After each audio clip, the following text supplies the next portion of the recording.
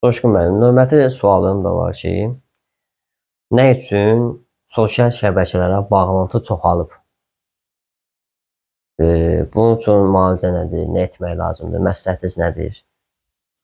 Doğrudur. Bugünkü gündə həqiqətən sosial şəbəkələrə bağlantı çoxdur. Evdə ailə belə deyək, hamısı sosial şəbəkələrə bağlanır. Bəzi ailələr var ki, həm ata, həm ana, həm evdə uşaqlar hamısı sosial şəbəkələrdədir. Biri Facebook platformasındadır, biri Instagram platformasındadır, biri YouTube, biri TikTok. Hərə bir platformadadır. Və sosial şəbəkələrə bağlılıq həddindən artıq çoxdur. Evdə ailələrin, ananın da məsələn bəzi şikayətlər eşidirik ki, hətta ana belə deyək, sosial şəbəkələrə daxil olmaqdan uşağına vaxt ayıra bilmir. Uşağının nə tərbiyəsinə vaxt ayıra bilir, nə təhsilinə vaxt ayıra bilir. Ümumiyyətlə uşağa vaxt ayıra bilmir sosial şəbəkələrə daxil olduğuna görə. Artıq sosial şəbəkələr bəzi insanlarda bağlantılıq yaradır. Elə insanlar var ki, hətta yatmırlar. Sosial şəbəkələrə daxil olmaq üçün yatmırlar.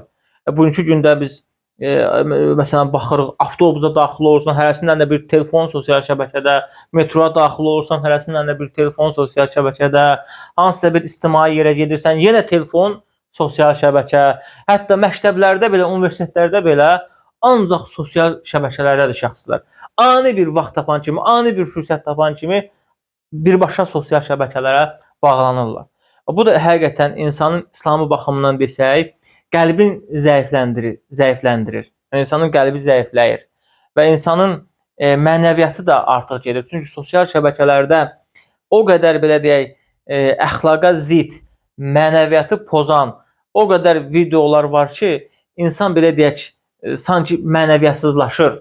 O videolara baxdıqdan sonra biz insan olaraq belə deyək, vicdanımız var, qeyrətimiz var, namusumuz var, artıq zəifləməyə başlayır. Sən hiss etməsən də o vaxtla artıq insan görür ki, hansı ki bir zamanlar sosial şəbəkələrdə gördüyü tərbiyəsizliyi artıq evdə ailəsindən görür, belə deyək, bir reaksiya vermir. Sosial şəbəkələrə daxil olub elə videolara baxmaq insanın mənəviyyatını azaldır və qeyd etdiyimiz kimi qəlbin zəiflədir, ruhun daraldır. Dünyavi tərəfdən isə insana psixoloji təsir edir. İnsan artıq belə deyək, depressiyaya düşür. Məsələn, belə deyək də, sosial şəbəkələrə bağlı olan şəxslərdən indi eşidirik ki, internet olmadıqda sanki o belə deyək, o siqaret alüdçiləri var.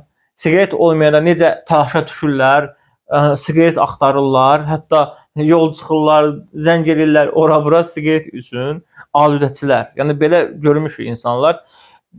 Bugünkü gündə sosial şəbəkələrə bağlanan şəxslərdə də o alüdçiliyi görürük. İnternet olmadıqda artıq belə deyək də, sanki insan dəli olub. Sanki insan belə deyək, özündən çıxıb. Nə var, bir saatlıq internet yoxa çıxıb. Bir saatlıq internetin olmamasına bəzi insanlar səbr eləyə bilmir. Sanki böyük bir fövqəladə bir hadisə baş verib, internet kəsilib. Bu da həqiqətən insana, belə deyək, insanı zəifləşdirir. İnsan güclü bir varlıqdır, qüvvətli bir varlıqdır. İnsan bu sosial şəbəkələrə bu qədər bağlanmamalıdır.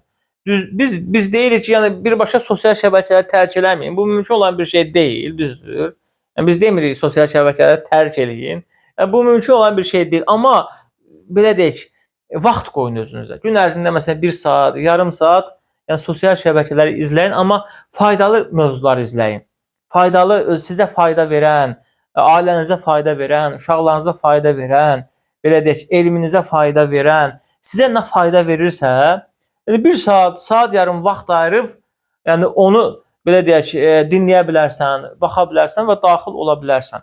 Amma bəzi insanlar var ki, sosial şəbəkələrə daxil olub, belə deyək, hansısa bir şəxsin ailəsi ilə maraqlanırlar, evi ilə maraqlanırlar və yaxud da uşağı ilə maraqlanırlar. Görürsən ki, insanların belə deyək də, bir-birinə ancaq maraqlanırlar sosial şəbəkələrdə və yaxud yarışlar keçirirlər. Yarışlar da baxırsan ki, çox səviyyəsiz yarışlardır. Girib o yarışlara vaxtınızı nə üçün belə deyək itirirsiniz? Vaxtınızı nə üçün sərf edirsiniz? Axı bu vaxt qızıldır. Dəyərlidir vaxt. Əksinə o vaxt itirməkdən, yəni özünü inkişaf elətdir. Hansısa bir dil öyrən, hansısa bir kitab oxu, yəni özünü belə deyək də formalaşdır. Özün öz üzərində özünü inkişaf elətdir. Yəni belə etsən daha yaxşı olar. Allah razı olsun hocam. Cümləmizin.